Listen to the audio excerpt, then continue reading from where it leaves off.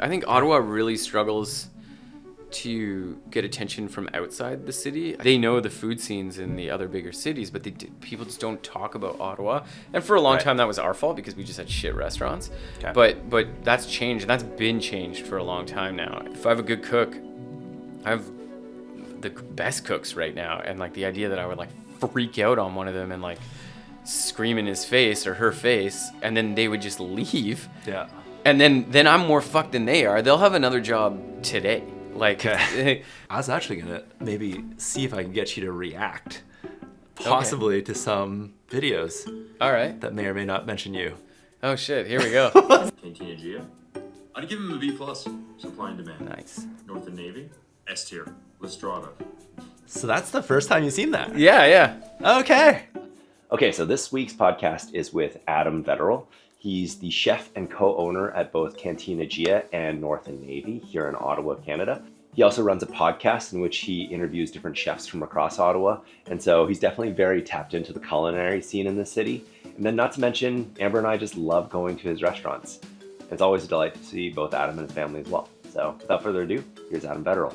Adam Vettorel, welcome to the pod. Thanks so much for having me. What is the most exciting thing happening in the Ottawa food scene right now? Right now, man, there's actually quite a bit of stuff going on right now. It seems like a couple restaurants, like a few like chef-driven restaurants are opening right now. There's sort of always a little bit of a wave of that. Like Ottawa started sort of that phenomenon. That's a thing in bigger cities, but I'd say about 15 years ago, that started becoming a thing more common in Ottawa. Yeah. So there's Le Petit Primrose sort of just popped up on the Quebec side that Louis. And so you have restaurants like that are sort of like opening and this sort of thing that like, again, like when I first started cooking, probably wouldn't have been able to like sustain itself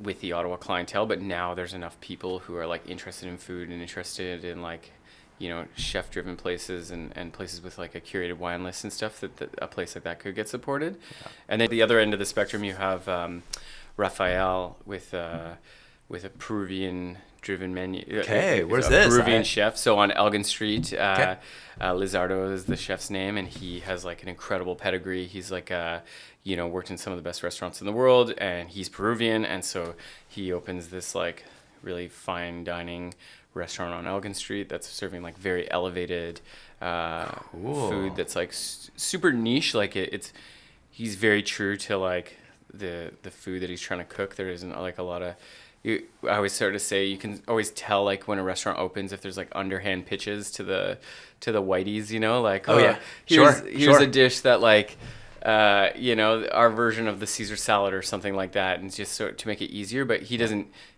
compromise like that. He's just like, I'm going to serve you some like seriously delicious food, and there's going to be a bunch of ingredients you probably never heard of, and you're going to love it, and you do. And so sick. So it's really exciting to see different styles of restaurants like that opening. So just like a big spectrum of like styles of service, styles of dining rooms, styles of everything. But it seems like there's more space for sort of more adventurous concepts in Ottawa, whereas before it was very much like, if you're not opening a steakhouse, you might as well just throw your money in the toilet. Well, I'd say that you and Chris, with your two restaurants, probably paved a lot of that way, amongst a lot of other folks in town too. But like, I think Nona and Gia were a big part of, being able to push for that, though.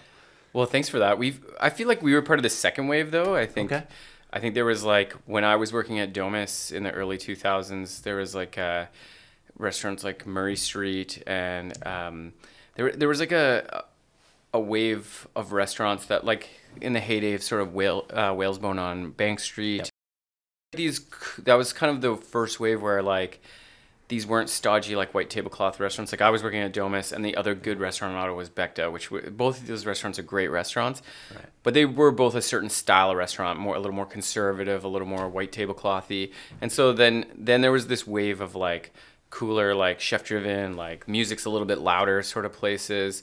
And that was sort of the first wave of that. And I feel like North and Navy came in like the second wave of that, just shortly after like Supply and Demand opened in Westboro. And that was like a big deal too, like a chef driven restaurant, not in the market, or not right downtown. Like, hey, Right. we're just gonna pop up in a neighborhood and we're gonna be good and you're gonna come. And so that was like an interesting development, and that sort of followed on the heels of like Fraser Cafe, which opened up in New Edinburgh, and it was the same idea. We're not right downtown, but we're just gonna make really good food, and you're gonna show up because it's good. Yeah. So yeah, I think there's been a couple waves like that. Right. Well, I don't know. It's always been super exciting, and I guess how is everything going at Nona and Gia these days? What's happening over there? Things are going great. We're busy, which is, sort of the only important thing. As long as you're filling the seats and paying the electricity bill, then everything else comes easy. But we're really happy. I from the kitchen point of view, I feel like I have two of the best teams that I've ever had, which like makes all the difference in terms of my quality of life. Like if we really have good cooks who are reliable and consistent, then it makes it easier to dream. You can come up with think about new menu items. You can sort of it becomes fun to be in the restaurant business. Totally. Whereas when that's not working and things aren't clicking like that, it can really, and especially as I get older, like physically it starts grinding you down, and you're covering a lot of shifts and you're just tired and grumpy all the time. And so I feel like I've been in a real positive space for the last little while. Amazing. Heck yeah, it's so good to hear. And this is maybe kind of an odd question, but something I've always kind of thought of. What's it like being a business partner with one of the hottest looking dudes in town? Not that, Yeah. I've always, I love Amber. I've always just thought, Chris is I'm a straight male. But Chris is a beautiful looking dude. He's a handsome fellow, and it's funny because we've been friends for so long that I just don't even think about it anymore. But then every once in a while we'll be at an event, and I just like every woman in the building is checking him out, and plus 1 in every 10 dudes, and it's just it's just a thing. It's very funny, but we get a couple laughs out of it because he does do modeling sometimes. Yeah. And Sophie owns the modeling. Yeah, because his wife owns a modeling agency, so sometimes I'll get a giant tiger catalog with with him in it, and then I'll obviously. I've stopped doing it because he'll get 35 text messages a day. When it comes out, all his hockey friends will do it, all his buddies and stuff. Because he was an Ottawa Senators ad for a while. Yeah. He was in the So if you're at the game, you stuff. see him and stuff. And so he gets. I don't even bother anymore because he gets enough ribbing from all of his other buddies. So I stay out of it. I leave him alone. But it's pretty funny. It's quite entertaining for me, anyways. Heck yeah. Well, and we were talking just before this a little bit about pandemic times and the food scene and stuff. How have things recovered from that period? And I don't know, you've probably talked about it a million times, but how was it even to a certain degree? I think it was collectively traumatizing. Everybody had their own version of the pandemic, and it sucked a lot more for certain people than others.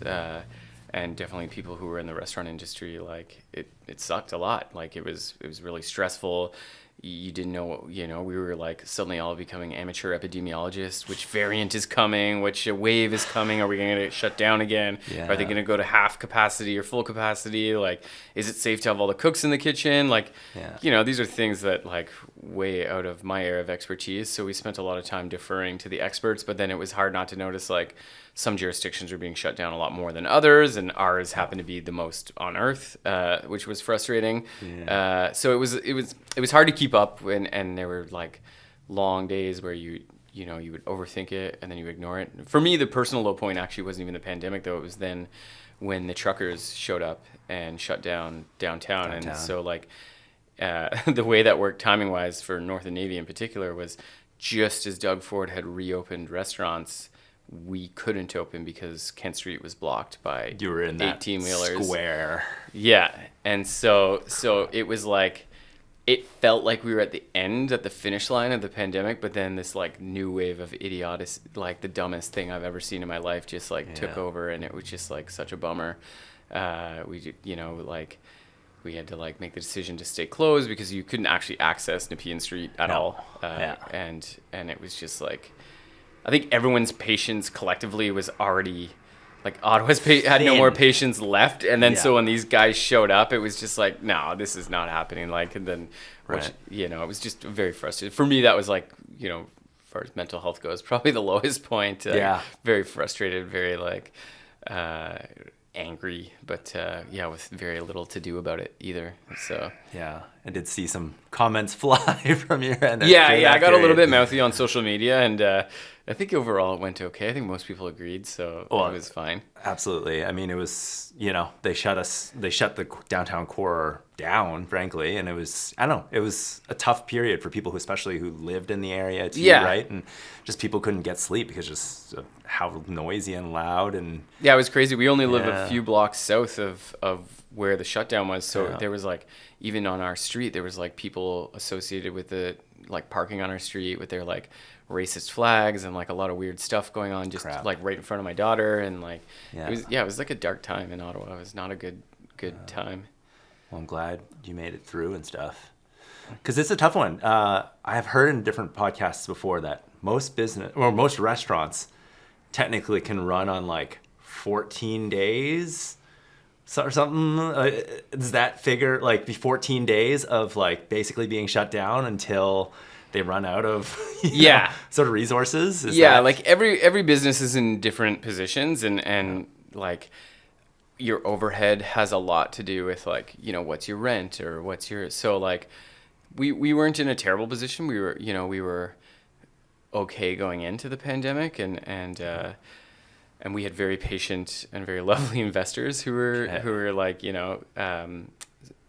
really, not only were they super patient with like understanding that there wasn't, we're not going to be seeing anything close to what would be called a profit for a little while, but also like they're very plugged into like the political community in Ottawa, and so they were like really, I think we would have all gone, like Chris and I would have gone crazy if we didn't have some people like our investors to talk to, because they were like, they kind of, were like this sober, like big picture view of what's going on, and just, wait it out and everything, if we can just get through this. So it was like, if it wasn't for them, it would have really sucked. But because we knew that like there was light at the end of the tunnel, and like, things like CERB really helped, like being able to pay our employees, but without, bankrupting the business, little things like that. Like, by no means did it make us like rich or anything like that. No, but but it just kept the lights on, and so it meant that there was still a restaurant. And I think that's what a lot of restaurants experience. Like, it wasn't a good time to own a restaurant, but at least you existed when it was all over. And I remember there was like predictions of like, oh my God, like everything's gonna close. Like, even if they make it through the pandemic, like the debts will be so big that they won't survive. But I didn't really see much of that. Like, a lot of the restaurants, the restaurants that held on, are thriving now, and I think things are mostly back to normal now. So I think it worked out. Like, whatever plan we all came up with, it seemed to mostly work. Well, good to hear. And like, sorry for bringing up or rehashing any fine. traumas there. No, it's super interesting, and it is like I said, everyone has their own version of the pandemic, like depending on where you lived, and if you had like elderly people living with you, that was a whole other problem, like. And so, but I think people are generally pretty interested in like the restaurants view, because that was an industry that was so insanely affected by the pandemic. So I think generally it's like a pretty interesting topic. So I don't mind talking about it. It's good, you gotta like. And so from that too, you mentioned you of course have your podcast, which is, I don't know, I've listened to it. It's absolutely wonderful to get the perspectives of folks. And you mentioned it started from sort of like, trying to capture folks' like kind of from the pandemic, like capture folks' experiences and stuff. What's been your favorite part of doing it, I suppose? I just like, there's so many chefs in Ottawa that like, I know a little bit. Like, the chef community is pretty small, and so a lot of them, like, I know their name and I say hi to them when I see them, but I don't know like a ton about them, and so it's really been fun for me to get a chance to sit down. Like, a lot of the people I interview are just my friends, which is pretty easy. But then sometimes I get to like Lizardo from Raphael. Like, he's a guy that like I don't know that much about, and so it was awesome to sit in a room with him for an hour, and like I just told him to tell me your whole life story, and because it's very chef-focused, restaurant-focused podcast, it's like, I want all the details. Like, go into it. Like, tell me what your stage at this restaurant was like. Tell me what you worked over here. I want to hear everything about that place. And it's like, And so the nerds who are into that sort of thing, they like that because that's what they would ask if they were in the same position. So it's very like niche. It's for like, and I thought it would just, like 20 people would listen to it. It'd be like 20 chefs and we'd all be sharing it. But then like, the downloads are pretty crazy for a city of only 1 million people. Like people love to listen to chefs talk, and not just chefs, but I get sommeliers, restaurateurs. One of the most popular episodes ever was Stephen Bechta, which I recorded right in the middle of the pandemic, and we just like talked about what was going on at that moment, and like, I mean, you had a bunch of people sitting at home with nothing better to do, so they all just listened to it, and it was every time I see the numbers, I can't believe it. So it's sweet.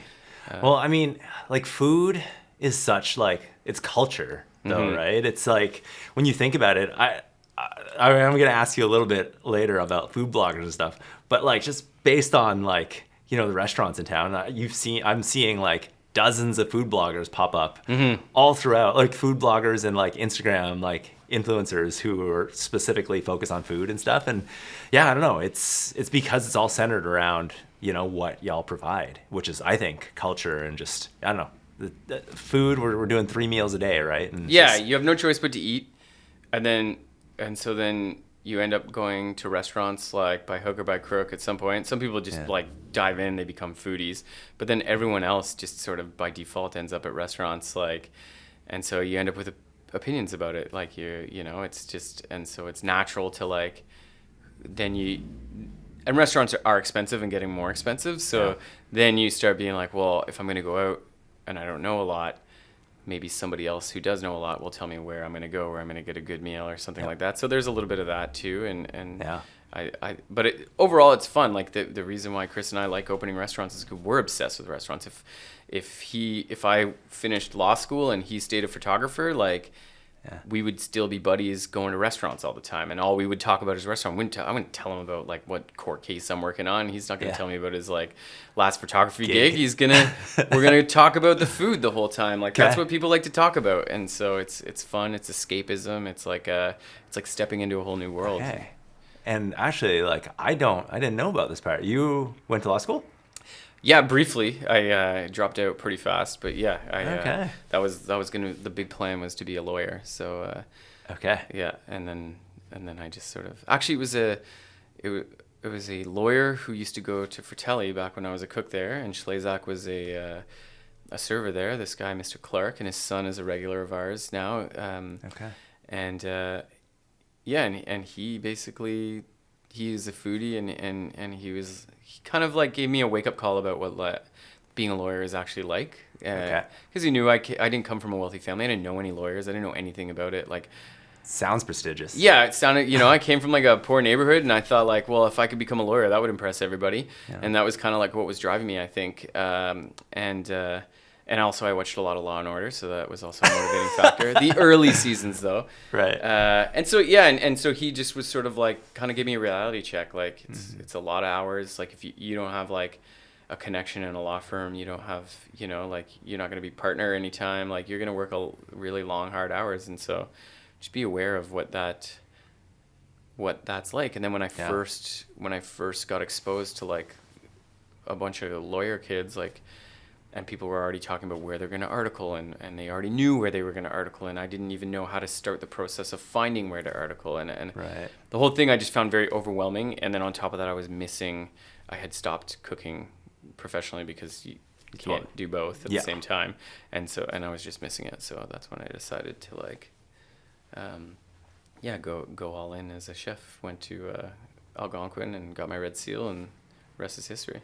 And I mean, one thing you did talk about earlier too, which I didn't want to gloss over, is like, how expensive a meal can seem. Like, as a consumer at times, like I will go into a restaurant, I'm like, ooh, okay, I'm going to get like a dish or something like that just because of price points and stuff sometimes, right? My understanding is profits aren't necessarily super huge on each dish for a restaurant. Tiny. Like, could you break a dish down by chance? Is that like, I don't know. Absolutely. That's an important thing for me. And I think it's important for me to recognize that it is expensive. Like I'm not, like North and Navy is a very expensive restaurant, and I'm not gonna sugarcoat that. Like, I'm not gonna pretend it's not. And Gia is more affordable, but it's still like you can rack a bill up there, and like, and so is every other good restaurant you go to. There's no escaping that. And so, what I would say to somebody who from the outside looking in is just trust that we're not getting rich. Like these numbers don't just come from like, you know, us like, oh, I'd love to have a Maserati and like, you know, it's so a typical food cost for a dish is around 30%. It can be like, depending on the dish, it can be a little bit better or a little worse. So if you buy something for $10, you just spent $3 covers the food. And then a labor cost for a restaurant in the old days used to aim for like a 32 to 35% labor, something along there. Right. And that's becoming increasingly impossible because minimum wages keep going up. And then there's a bunch of different factors. It's not just minimum wage. Like, I don't want to be one of those like jackasses that complains about minimum wage because we don't even pay minimum wage. We pay more than that. Yeah. So what I would say is less important than minimum wage is living wage. Like, if you want to attract professionals to your kitchen and to your front of house, you need to pay them enough money to afford rent, to afford groceries, and to do that, as everyone in the world knows, is becoming increasingly hard. So like every year that goes by, we're paying the average cook considerably more than the year before, where the average server is getting paid more. Sure. And the bartenders are getting paid more. The managers are getting paid more. Like, everyone's getting paid more. Yeah. And so that number can creep up. And if you have a slow month, that number can get to like 40%. Yeah. And so if you're like, if you just bought a dish for $10 and now 4 of it is the labor, or 3.5, and $3 is the food. And then with the rest, you got to pay for rent. You got to pay for electricity. You got to pay to have the garbage removed, which is not cheap. Okay. You got to pay for water. You got to pay, you know, like everything else comes from there. Advertising, equipment breaks constantly. You got to get that fixed. So it dwindles down to like, you know, to the point where like an average restaurant, like a very well-run, tight restaurant, could be looking at like single-digit profits, low single-digit profits. Yeah. And those are the profitable ones. And there's not a lot of profitable restaurants. The majority of restaurants aren't. So most restaurants are vanity projects. And actually, it's counterintuitive. A lot of the restaurants that are like the good restaurants, the fancier, they make less money. Like they're because you're investing. Yeah, heavily. everything's more expensive. Like the cooks are more expensive, the equipment's more expensive, and there's exceptions to every rule too. There's some places that have figured out. Some places are in a building that the guy or girl own, and then that changes the math, or maybe they inherited it, and so then they're operating a business in a place where they don't pay rent. Not only do they don't pay rent, but they don't pay a mortgage. So that there's like always exceptions to the rule, but like overall, like if your sense is that food is getting more expensive or your dining experience is getting more expensive, it's because like everything in the world is getting more expensive. Your grocery bill is more expensive.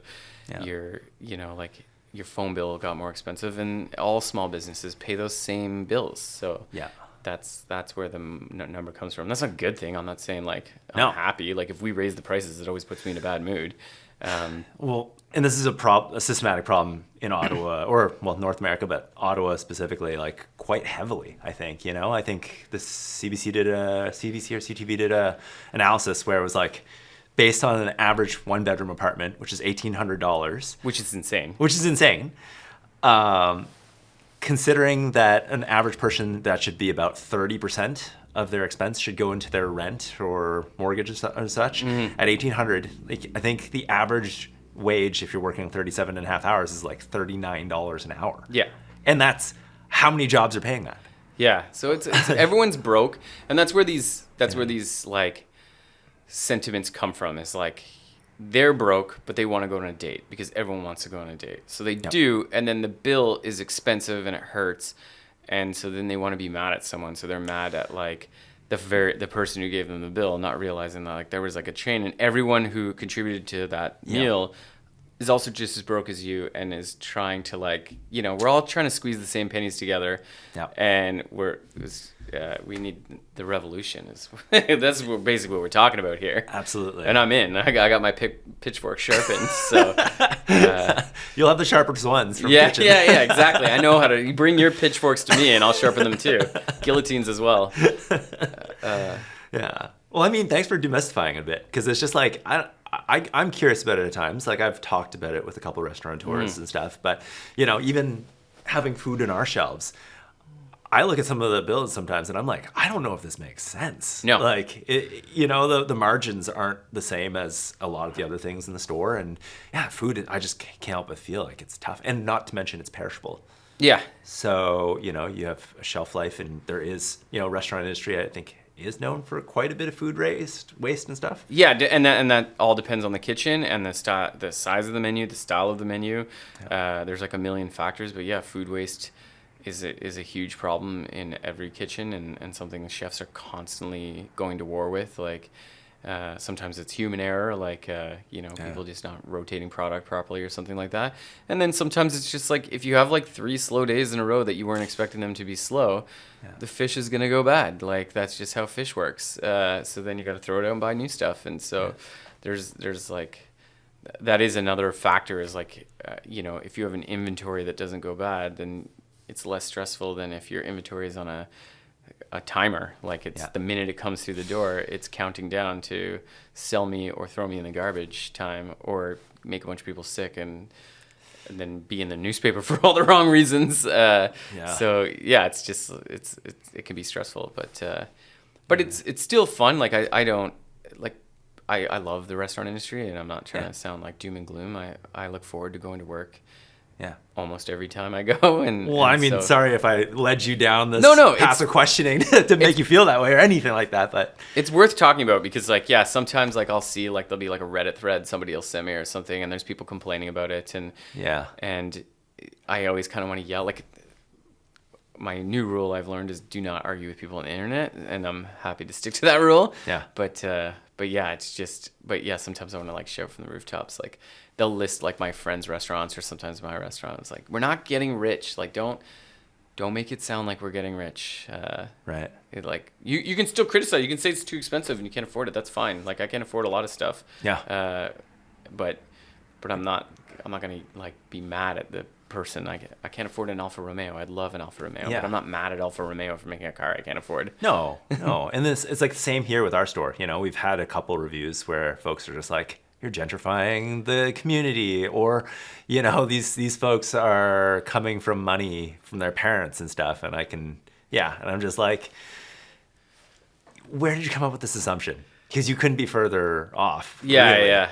The less you see on the internet, the better, just in general. Yeah. But yeah, it does hurt when people just assume they know your whole life story all of a sudden, just because they looked into your shop window or something, and it's just you don't know what's going on in here, and it's a lot of work and it's hard, and I'm also having fun. Yeah. I like what I do, and that's why I chose to do it. But you don't have to be you don't have to just hate people for stuff, no, you can just choose to do it or choose not to do it. That it does seem like a weird, there seems to be there's a certain kind of person who wants to resent, if they can't afford something, they want to resent the person for having it in the first place. But fuck them. Not the right way to think.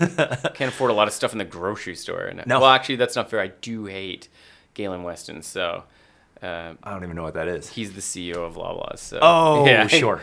So my analogy broke down there, because fuck that guy. Yeah, I haven't shopped in a Loblaws in, happy to say, a good while. So good for you. Yeah. We have random Quebec chains and stuff, and they're pretty good. Actually, we have a local grocery store that we use, and they're wonderful. Tons of organic stuff, local, and it's awesome. Right on. But focusing on some of the positives, what are some of the most exciting things that have gone down over the last few years that I don't know, that bring joy to you?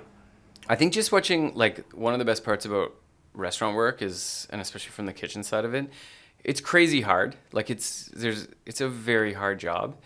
But then I've had a few waves of young cooks who come in and they get their ass kicked for a little while, and like but you can see them like doubling down, like they're like, Sick. I'm not gonna let this beat me. I'm gonna figure this out, and like, and then all of a sudden, like they're just really good, and it's like you almost sort of miss the transition. Like it just one day you just look over and you're like, oh, this person, I used to have to like talk to them all the time, and I used to have to help them all the time, and I just realized I haven't like had to do that in like a month, and they've just been like killing it for a month, and this food coming off their station is super perfect every time, and everything's clean, and their mise en place is really tidy, and they just sort of evolve into this, and then some of them keep going and they become managers, or they become like sous chefs and stuff, and so that's always like really rewarding, watching like people like just sort of figure out who they are in the world, and, Cool. and what they're good at, and like and some of them like become like chefs or sous chefs for us, or maybe they go and they open their own restaurant, and it's like super delicious and everything's really cool, and like Amazing. and you can feel proud like whatever part you played in that journey, and Yeah. and so there's that. I think that's like the highlight, is like getting to work. It's very team oriented, like working in a restaurant, it can be very stressful, but then like stress can bond people, so you end up with like a lot of these people who you like feel this like connection to, that it's pretty special. It's pretty interesting. Like Totally. That's amazing.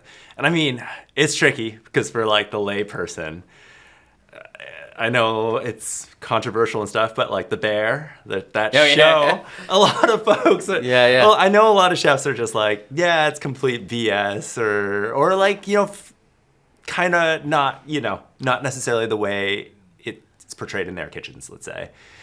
But yeah, I don't know how. Any thoughts on that? Well, I've seen a few episodes, and there are kitchens like that. Like that is some people's experience. So it's like it's not every restaurant, but it is restaurants. I worked in places that could be that intense, and there's a lot of yelling, and that's also like it doesn't happen as much anymore. Like the new generation of chefs don't lead like that anymore, which is overall for the best. Right. But yeah, that is someone's experience. Like those stories didn't come from nowhere. They're writers. They got good writers who are like from high level kitchens and talk to chefs. And Maddie and Matheson. Yeah. On set. So there's people who knew what they were talking about who were writing for that show, Okay. and so it's not out of nowhere. And I think it's been fun to see the effect on like general culture that show has had. Like people want to talk about being a chef more, and so and of course people are going to be more attracted to like it's like you and I both skateboarded, like your non-skateboard friends, what do they want to talk about? They want to talk about the gnarly wipeouts. They want to hear your stories of like your broken bones and your like whatever, and that's just like how people are. Like from the outside, if you're looking in, you're more attracted to like the flashier part, the more extremes of like the human behavior. And so it's the same for kitchens. Like people love to hear those stories of like somebody whipping a pot across a room, or like some crazy thing that happens. And it's funny because somebody came up in kitchens that were like that. I wouldn't think of them as stories even. It's like, yeah, that happened, but like, yeah, you shouldn't have fucked up. But like, but then later when you hear other people tell the story, you're like, oh yeah, they'll tell a similar story, and you're like, oh, that is a story worth mentioning. Like that is, people think that's weird, and that's not how other jobs are. And it's like, well, sure, and like I said, it's not like that anymore. It couldn't be. Sure. But I mean, that said, do you have a story like that you can share? That's like, I have so many. The one that comes to mind first, it was like the first time I really melted down at a restaurant. I had just become chef, and I was probably underqualified, and like I was feeling it.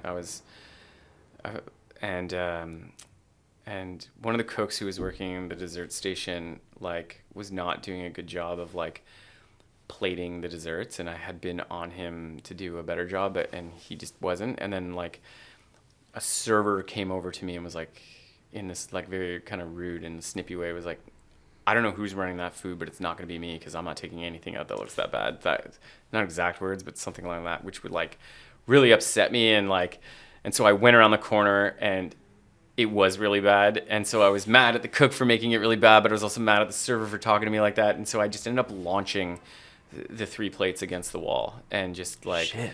And then demanding, and then I was like, don't clean it. No one clean it. It stays there tonight until the end of the night. Like, focus on making the next plates better. And so it just kind of like, there's like broken glass on the ground, or ceramic, and there was like chocolate all over the fucking wall, and I was just like, Okay. yeah, that was when and then I remember like how I felt after that. Like I was like shaky. Like I don't lose my temper well. Like I think some people who lose their temper a lot, like they can do it. It doesn't affect them that much, but when I do it, like really upsets me, and I don't come down easy. Like so it like fucks me up for the rest of the night, and so You're Carmi. Yeah, I guess so. No, but that said, I don't like. That's super surprising to me because you don't strike me at all as somebody who's like aggressive in any kind of way. Almost. Yeah, I try because I came up in kitchens where that was just the norm. Like I just like I didn't think of it as like me being a bad person or being a bad chef. I actually thought of it like this will get through to them. They'll make it better now that I've done this. Like that really was the logic back then. Was like people won't make mistakes if they're scared of you, and like that's obviously changed. And like I had to change whether the society as a whole changed. Mm-hmm. I would have had to change anyways because I can't hack that. Like I won't sleep that night, and then so the whole next day is like a big problem for me. And like so I would have never been able to sustain behaving like that because I would have just had a heart attack at some point. Yeah. But I think overall the culture in the kitchen has changed too, and the young cooks. Another big shift that's happened in the industry. Like I said earlier, there was like 2 good restaurants in Ottawa, and then there was like Café Henri Berger that was like across the river. Okay. So like if you were a young ambitious cook, you had to work in one of those places. If you wanted to be taken seriously, if you want to take yourself seriously, those were like the spots you had to work in. Yeah. And so you would have basically put up with anything to be in those spots because otherwise why even bother? Whereas now like it's totally flipped. There's so many good restaurants, there's so many spots. And there's actually a dearth of cooks. There's not that many good cooks. And so the cooks have like more power now than the chefs. Like if I have a good cook, I have the best cooks right now, and like the idea that I would like freak out on one of them and like scream in his face or her face, and then they would just leave. Yeah. And then I'm more fucked than they are. They'll have another job today. Like, like whereas I might not have. It might take me months to replace that person. It might take 3 or 4 tries before I get somebody of that caliber again. Right. So like. Yeah, it's just like the math has changed, society's changed, like it's just different now. So you don't and you can still find kitchens like that if you go to like bigger cities with like where there's like a lot of like Michelin stars kicking around, and like people are because they're not just drawing from their own talent pool of their own city, they're drawing from like across the country. Everyone from the Midwest is moving to these like big cities to work in these like handful of restaurants. So those places still do exist. It's not that it doesn't happen anymore. It's just it's getting rarer and rarer. Rarer and rarer, yeah. I mean, and speaking on that, actually, Michelin stars, lists and whatnot. Is that like missing from our scene at all? I don't know. Like, I think so. Yeah. Yeah, I think Ottawa really struggles to get attention from outside the city. I think if you talk to people in Montreal or people from Toronto or like Vancouver. They can't even tell you the name of and these are foodies and they don't know Ottawa restaurants. Whereas you talk to the same person in Vancouver and they can tell you 11 Montreal restaurants and 5 really good Toronto restaurants. They know the food scenes in the other bigger cities, but people just don't talk about Ottawa. And for a long time, that was our fault because we just had shit restaurants. Okay. But that's changed, and that's been changed for a long time now. And now the excuse that there isn't good restaurants, and there's restaurants in Ottawa that would if you could helicopter them from here to any of those big cities, they would be in the top 5. Absolutely. Right off the bat. So the excuse is gone, but I think there's just came at a weird time where traditional press just died. Just newspapers aren't as much of a thing anymore, and and then so the things that get the eyeballs is social media stuff, and that tends to be centered in the major cities, and so it's getting harder to compete for attention. And all our lists that matter are from outside Canada. The 2 big lists that matter for restaurants in the world are the San Pellegrino list, the top 100, and they just modified that so that now they have 50 best North American restaurants, and So that's growing as a phenomenon. Plus, Michelin has been there for years, and so those You are have like to buy into that. Oh, effectively, right? A city has to. yeah. basically Ottawa would pay. have to pay. Okay. So not every city has to pay. Like Tokyo is not paying, Paris isn't paying. Oh. But How much are we talking about here? I've heard close to $1 million. I've heard Oh. yeah, it's not Shit. cheap. Yeah, I've heard different numbers, but like I've heard that enough times that I think that might be the ballpark or roughly Okay. right. Okay. So yeah, it wouldn't be cheap. Yeah. But I still think if I was like the city of Ottawa trying to attract tourists and stuff, like I think that would get good return on investment. I think. So what are we putting millions into? Yeah, I mean, I live next to a park that was named after a famous hockey player, and then they spent, I think it was like 300 or 600 grand, like hundreds of thousands of dollars to put badminton rackets because Jack Purcell was a badminton player and a hockey player, and the artist Googled the wrong athlete. Wrong athlete. That's and- right. That's right. So if we got hundreds of thousands of dollars for that, then they took the badminton rackets down because they were embarrassed. But I was like, they still looked cool. We could still leave them. Like, yeah. And where are they sitting now? yeah, probably in some warehouse, like Yeah. off Lee's or something like that. Right.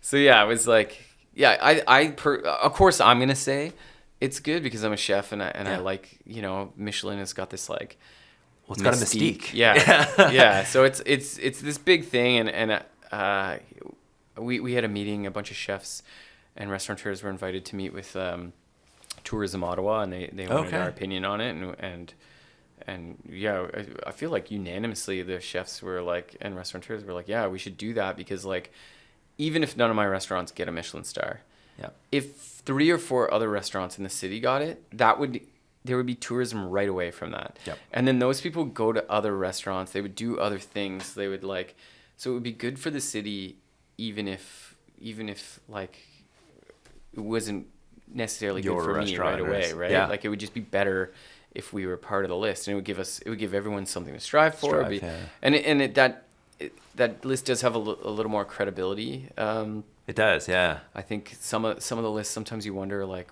who's the judge and what's the criteria and stuff. Okay. And whereas this one, it's like very well known what the criteria are, very well Okay. known. The judges are anonymous, so there's no favoritism, there's no pay to play. It's all very like sort of clandestine and like. Okay. So yeah, it would be good for the city to get on the list for Cool. sure. Yeah. Well, you mentioned earlier Petite Primrose and stuff. Mm-hmm. I know in Quebec, I think they are eligible Yeah. for it. So I know talking to both Tristan and Lewis over there, they were pretty excited about the prospects of potentially, landing on that list or landing like a star, like, being either in the guide or getting Yeah. a star someday, right? Yeah, and So- there's other designations too. You can get. Yeah, and so like it's something like that would be totally transformative for their business. It would be crazy. It would be transformative for that whole neighborhood. Like if they were to get say 1 star, like that whole strip would change. Yep. And that's like maybe what the people at the city of Ottawa needed to hear. Like it's hard to overstate the impact, especially on a city like. How long ago was this meeting?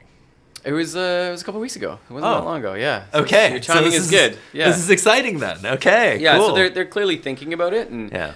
they've got lots of different people they've to talk to, and there's a lot of. I imagine a decision like that's not easy to make, but Sure. But Well, how much are we going to sink into Lansdowne? holy shit! Every time I look, it gets more expensive. Yeah. And what kind of restaurants we have in there at all? Joey's. Yeah, well, local, like these franchises that are mid at best. Yeah. So. I mean, part of me is like, well, you don't want like some bespoke like hipster bar right under a football stadium. Like some of those, you do need a place that can feed 300 people in an hour Sure. right before the game. So I get like, it was never going to be like the foodie paradise that like I would have envisioned, of course, but like I get that you got to feed the masses when it's time to feed the masses. True. But yeah, it does seem crazy the amount of money like the city's talking about putting into something like that. It's like, Yeah. Jesus, we have all the problems we have and all this stuff like and Yeah. there's like private money too, so that always stresses me out a little bit too. It's like, well, is some dude about to get real rich and like we're gonna bankroll this whole project? Like, But that's how stadiums and sports teams kind of work in a lot, Yeah, a lot of the that's like- globe, right? I don't agree with it. I'm Yeah. just like, and I think I had this a debate about it the other day. I'm like, but this is what cities often have to do. They often have to foot the bill, right? Yeah, so and you it's- do. I'm not anti-stadium. I like Yeah. football. Like I love the soccer team and stuff. So like, I do want there to be a thing, and Yeah. and it's just like then it just comes down to like who's paying for it, and so Yeah. it's frustrating. The other really frustrating part about it is like how little public transit is part of the conversation. It's like, Yep. how many people are we gonna cram into this like tiny part of the glebe every weekend, and and then there's just the most idiotic traffic jam ever. Yep. It seems like there should be a tram running up and down Bank Street, and that probably should have happened about 50 years ago. Wow. Infrastructure yeah. in the city and our transit has always been a point of contention, right? Yeah. So- I think they should have like a giant parking garage at Dow's Lake, and then like a water ferry that like pulls up to the stadum and the canal How cool behind. would that be? It'd be pretty fun. Yeah. I mean, the challenge with that is you're only servicing a little more than half the year, realistically. Yeah. Yeah. But then you could put cannons on it and use the ferry to invade Hull in between in the off season. Yeah. Well, it's one of those things. Like, I really do feel like the other side of it is spectacle. Yeah. I think Ottawa needs to have more spectacle. Yeah, just in sometimes you can general. just do something cool for the sake of doing it. Like if we're gonna spend millions of dollars to build like some more like white and glass condo buildings, like let's spend $1 million on something cool and Yeah. like let's get some Michelin stars up in yeah this, yeah whether it's like some Michelin stars or like a ferry that doubles as a battleship. We're just spitballing ideas here, and I got a few. Right. I totally had something else, but I completely lost it now. Yeah, I'll just do thinking that. about battleships and stuff. Find it. Well, one thing I did have, I was actually gonna maybe see if I can get you to react, possibly to some videos All right. that may or may not mention you. Oh shit, here we go. Good or bad? I don't know. I don't know anymore. Yeah. Yeah. Adam reacts. Okay. You may or may not have seen this gentleman. Who's this guy? Ottawa Italian restaurants ranked. Have you not seen this at all? No. Okay. Well, that's kind of exciting then. S tier, my favorite pasta in the whole city. Mama Teresa. C Mama tier, I know it's Teresa. been around, but not for me. Cantina Gia. I'd give him a B plus, Supply and demand. Nice. a B, but I really want to go back because I hear amazing things. Retro Gusto. I'd give him an A, North and Navy. S tier. Lestrada. I'd give him a B, but I want to go back. Cabanos. An A tier, really solid, beautiful building. Greenland. S tier. So that's the first time you've seen that. Yeah. Okay. That's nice. So S tier for Northern Navy. That feels good. Yeah. A little higher for Gia, but we'll see. Yeah.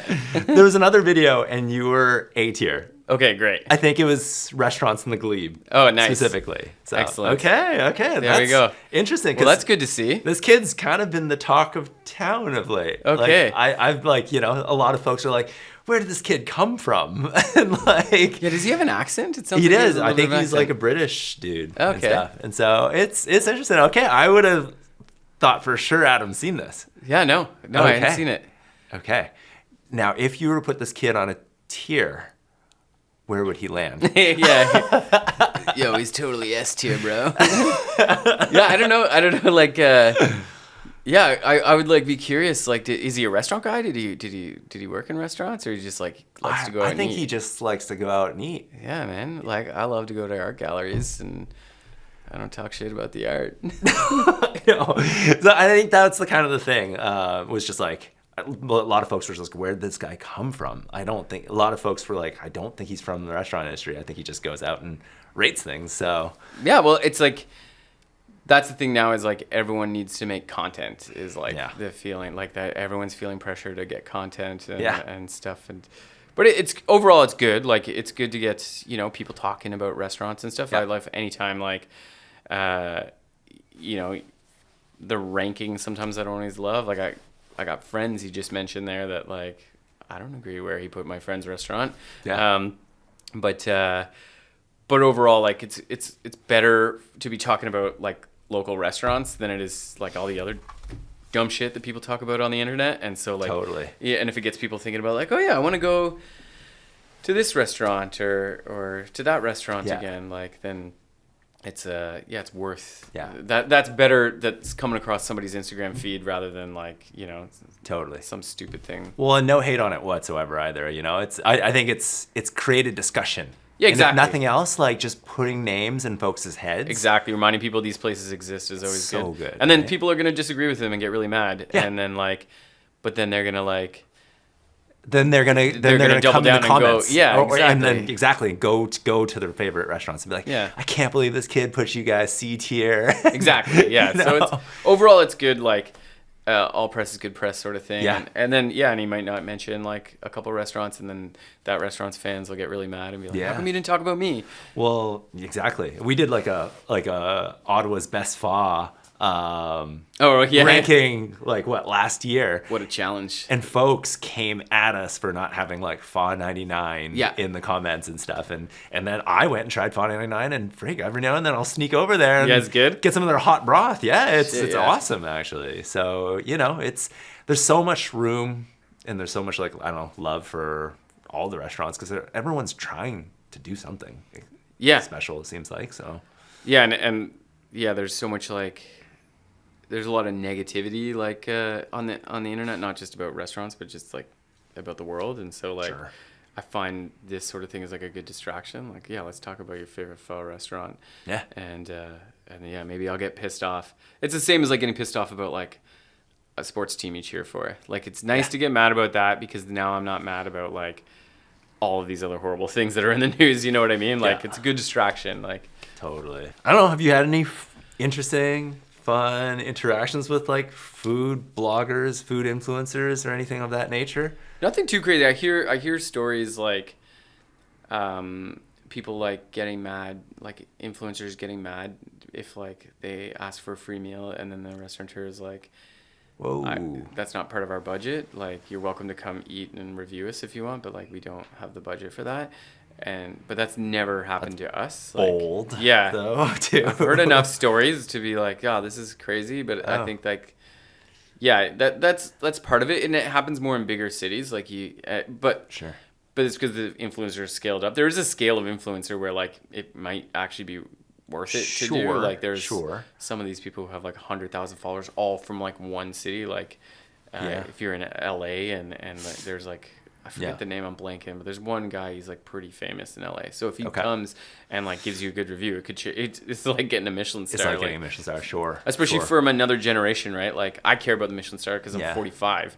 But does like the dude you just show me, does he care? Maybe not. Like, maybe that generation doesn't give a shit at all about that sort of thing. So then you want to get mentioned by him more than Michelin if you want those customers. I think, I don't know, to me, having an assumption that a meal would be comped is, I don't know, it's a tricky one for me, you know? Because that kid, like, you know, with modest success on social media, you're probably getting a bit of a check or you know, like, you're getting compensated some way, somehow. Yeah. You know, like, I have brand deals that come in through things that I do, and it's just like, you know, I'm paid well, generally speaking. So you're like, you know, to have the gall to just be like, well, this is on you, right? Like, that, I don't know, that doesn't sit right with me. Yeah, there's also the ethics of like, if they comp the meal, are you really giving like a proper review? Like, that's the whole thing about Michelin, is you don't know when they're in your restaurant, you don't know who they are. Like, it's a secret, and that's like all of the good, like, sort of in the old days, like, Anne Brizzy used to like, she used to like wear a disguise to restaurants to like review them and stuff. Like, it was very important to her that you didn't know she was in the dining room. And like, I remember working in like people thinking they knew what she looked like, and some nights they'd be like, I'm pretty sure that's Anne in the dining room. And it's like, that was like exciting and that was cool, but because that's what's important. Like, if you want to know what it's like to eat somewhere, you got to go as an anonymous guest and get the experience that everyone else gets. Like, if you're just going and they know you're coming and they're going to comp you a bunch of food, then your opinion about that restaurant is pretty meaningless, because like, you didn't experience what a regular guest would experience. You got like the red carpet rolled out for you. In fact, in some places you'd worry like the table next to you would be getting the shaft and like getting bad service and bad, like everyone in the kitchen sort of focusing all their energy on like this. Right. So that's what that's what you want to avoid. You want to be sort of like the blind test subject sort of thing, not like just sitting there with like, if you got a ring light on you in the middle of the dining room, like you're pretty conspicuous. So yeah. Well, and I think actually, what was it, like the latest season of The Bear? Not to go reference that again, but I think the reviewer in that particular instance like saw the experience that they were giving to the guests beside. Mm-hmm. Basically, like that they went, above and beyond and created a whole scene and atmosphere for this kid who was just battling sickness and stuff, and they were just getting over it, and they created this whole scene for them. And I think the reviewer saw that and saw that it was like, wow, holy shit, they're really taking this customer experience to another level. Mm-hmm. And so, I don't know, to a certain degree, like me not being in restaurant industry, but being service industry enough, just owning the shop, I want to strive for that. Like if someone's commissioning me to build something for them, I want to really try and elevate that experience of what they're going to get. Yeah. To the best of my abilities anyhow. So, I don't know, it's exciting. It's hard, and like customer service is always like really challenging. It involves like being really engaged, and it takes like a lot of like all of your energy, and so, which is why I'm in the kitchen, because it's like easier for me just to like put my head down and cook something than like have to like talk to somebody and like be super like I can do it some days, and some days like I just don't have it, and so like that's like you run a podcast, right? Yeah.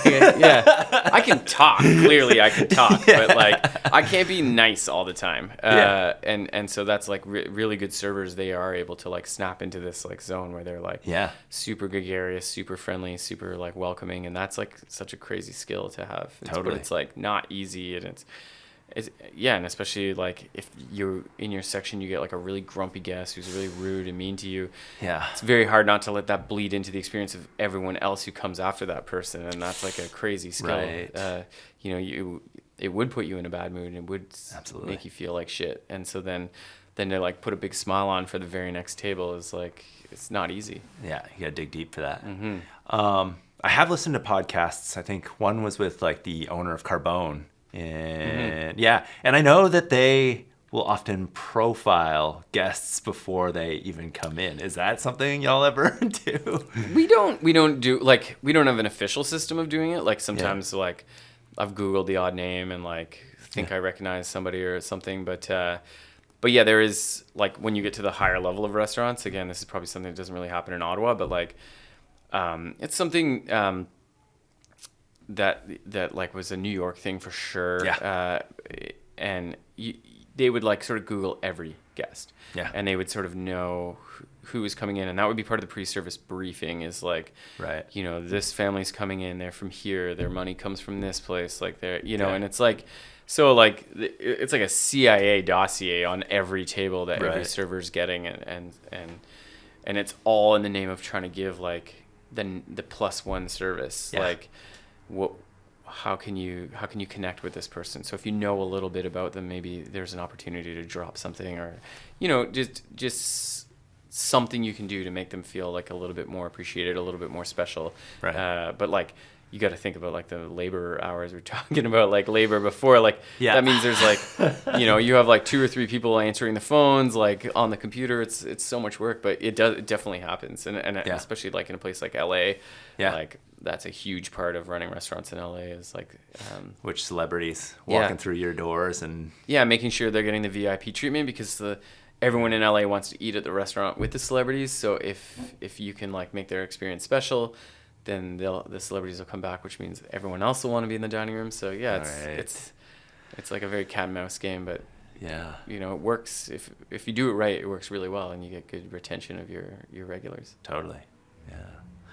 Oh geez. Well, I don't know. Is there anything we haven't talked about that you think we would be remiss to not mention?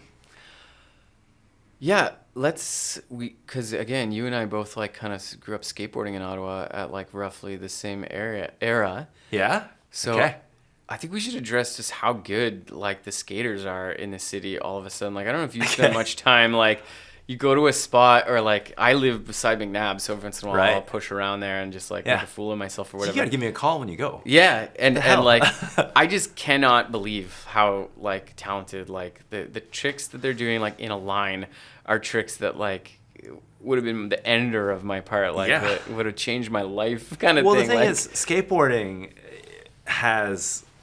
it's done a hockey stick in my opinion. Like its kids have gotten exponentially better. It's crazy. Like I feel like when I started, like kick flipping gaps was like a crazy thing, you know, like or just being consistent at basic tricks, like landing every trick in a contest run was like almost unfathomable. Yeah. And now that is just the barrier to entry. Yeah. Is that you don't fall. If you couldn't do that, you wouldn't have even gone in the first place, sort of thing. And Yeah. it's like don't even bother showing up if you can't put together a whole run almost, you know? And so that's just contest wise, but like the consistency, how big, how crazy, and how young folks are when you know, your standard Olympian is like 15 years old now, you know? Yeah, that's the thing is like, skateboarding's moving into the territory of like gymnastics, like where the athletes who are going to get like, especially now that it is an Olympic sport, like the athletes who are going to get gold medals, they are like super young and super, because they just like their knees are still made out of cartilage and like they don't feel pain yet. And so it's crazy to watch. But yeah, I found that like the Ottawa skate scene is like gotten so good, and we've always punched above our weight. Like you think about like the pros that have come from the city and stuff compared to other cities this size, like really good. But that's like something like I get stoked on when I see like the general or like a video will come out, like Burling will put out a video and it's like fucking good, and like every part's good, and like it's just really cool to see. It's like well dude, I don't actually know if I knew that you skated. No, if that's no, I'm not sure. Hopefully I'm not like well, I'm gonna cry about that later, but we didn't skate together. But yeah, that was like a huge part of like my high school years and university years. Oh, sick! Because I knew like Mark skates from Town Skates, and and then like Jamie, I skated a little bit with Jamie back in the day, but that was like Yeah, Jamie and I would skate together. We were like roommates in university, so we skated together sort of later. But yeah, it's like I feel like it's like very much a pipeline of like skaters to cooks. Like there's there's very few restaurant change rooms that don't have a skateboard in them like half the year. So it's like a very natural transition. For the life of me, don't know why, but it just I think it's doing something tactile. Yeah. You know, because I went the other route, basically, of being an engineer and kind of working in an office setting. And that, like, I've been there a better part of 16 years. That, like, sucked the life out of me, you know? And it's only now that I'm really just like, I'm almost just like, fuck it. Like, I don't know if I can go back. You know, I'm taking a sabbatical right now, and I'm building things, and I'm having so much purpose, love, joy going into everything that comes off my hands, you know, as does, I'm sure, your hands, you know, when a dish goes out, right? And so, I don't know, just, it took me friggin' almost 2 decades to figure that out. Nice. So I don't know, I think it's got a lot to do with like maybe sort of like an instant gratification, or just like something physical is there and somebody's going to be able to enjoy it. Yeah, totally. I think there's something there. Yeah, I agree. Yeah. Like, I think it's, whatever the secret sauce is, it's a thing. Like I know for sure, like the amount of people who like skateboard who end up getting into the culinary arts one way or the other, it's like very high. It's there. Oh yeah, skaters are overrepresented in kitchens. So I don't know like what made that happen, but I just definitely know it is. It's like, and not just that, but like a lot of creative like people who you know own shops like this and stuff like that. Like skaters go on to like build all the cool parts of the cities. Yeah. Well, it's because inherently it's relatively creative, you know? It's always come up with a trick. How the hell am I going to go from A to B to somehow landing it, to making it look good, to doing it faster? It's like all those ingredients of problem solving go into it, I think. So, yeah, and there's also something about like, a skater like definitely sees the city totally different than everyone else, because Yeah. we're like suddenly experts on like architecture and landscaping and stuff, because it's like, oh, I think they're gonna build a gap there, and oh, they got rebar, that means it's gonna be the good concrete, so like that'll be smooth spot, and like Totally. stuff like that. So Yeah. it kind of gets you to see things in a different way, and to like, Yeah. That's super exciting. Awesome. Yeah. Dude, we have to skate sometime. well, let's do it. Yeah. Super quick lightning round, perhaps. All right, yeah. Okay. Top 5 favorite restaurants right now. I'm bad for these lists because I'm like, there's spots that I know are probably the best spots. Yes. But then like, because of just like where my wife and I are in, like with our daughter and stuff, like we don't get to go out as much as Right. you know, like date nights are hard to come by, and Right. so a lot of the spots we go to are spots we can go, like we'll just bring our daughter. So like, Where you are in your life right now. yeah. So we'll go to like the Manx is kind of like a go-to spot that we Epic. really like. Retro Gusto is like a spot that we love going to, because it's like, you know, Poppy King and Farinella for that matter, both of Ches and Nina's restaurants. They got that new sign over there too. It's Yeah. like a full neon. It's sick. So dope. Yeah, so those spots, like, again, they're like delicious food, like as high a caliber of food as you can get, Yeah. but also like chill and like easy to go with a kid. Yeah. Right. Where else are we going these days? I did have an incredible meal at Raphael like a little while ago. Also, that was sort of like a date night sort of special spot. A lot of love for Raphael. Yeah, and it was like pretty special. That was the last time we went out for like a really fine dining meal in Ottawa. Okay. Was that spot? So exciting. Put them on the list, and then finally, where do we go?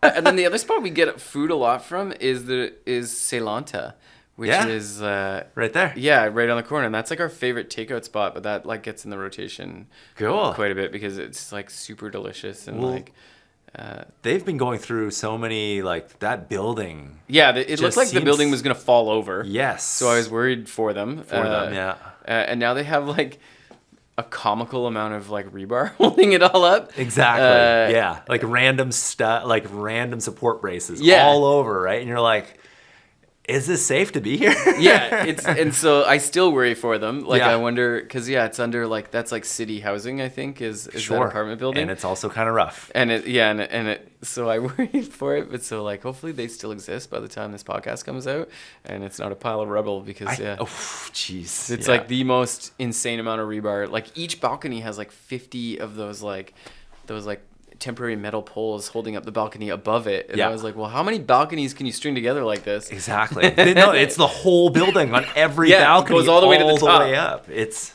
sketchy. And then, I don't know, handful of few favorite things just in general in the city going on right now.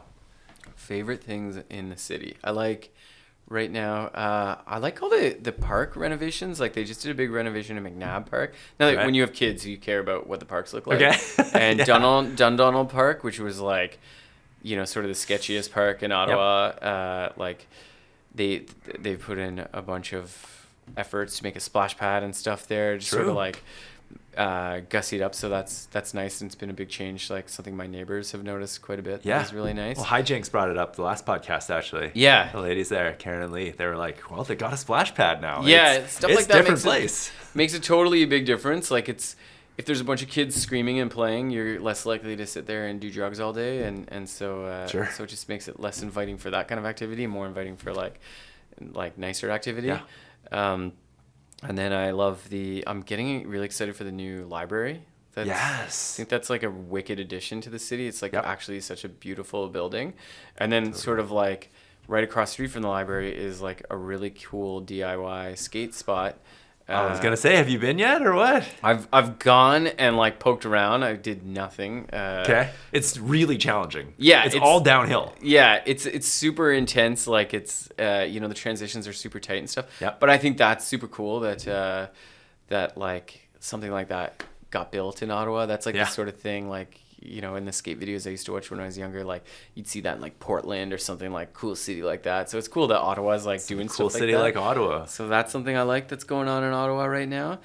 And then they just announced they're opening like as a pedestrian bridge, that bridge that was like abandoned. It's been Oh. people have been fighting over it. Right, like by Westboro there, going across to Gatineau. Yeah, Or and it going was like across the Hull. it was like an old train bridge, and now Yeah. they're turning it into like a pedestrian bridge. And like, Have you been on it yet? I haven't been on it yet, but I just saw like a thing about it. Somebody was talking about it, and so I think that's cool. Like, Yeah.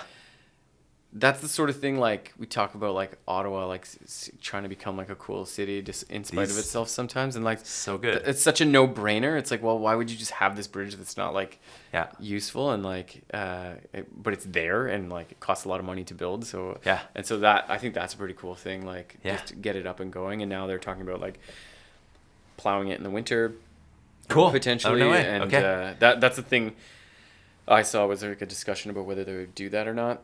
Right. So yeah, just the fact that like people are talking about basic stuff like that, and anytime there's like, we're trying to like encourage people to get out and do stuff, whether it's like going to the DIY skate spot or like go to a park or go the swimming at Dow's Lake this summer. Yeah. It's like just more stuff like that. I like to see more stuff like that, like people enjoying the city. Right. Well, and I was gonna say, the last one would have been like last few things, anything that's missing that the city needs at the moment. Missing, desperately need a tram that goes the length of Bank Street, like a hop on, hop off kind of like open side bus with heated bus stops, so it works throughout the winter. That's like, to me, like the biggest no-brainer. Epic. I think that would just connect the city north to south in a way that's actually useful, because people live and work and shop on Bank Street. So we definitely need high-speed rail in this part of Canada, and that would connect Ottawa to all of those big cities that It's in the works, technically. yeah, it's been in the works, like every prime minister says, so I'll believe Yeah. it when I see it. But yeah, that would be something that would like be really transformative to the city. Not only would Yeah. we be able to get to like other cool cities to do cool stuff, but then people can come to us, and that would help us like sort of bump up all the cool things that we're trying to do here. Totally. We're also missing, what are we missing in Ottawa too?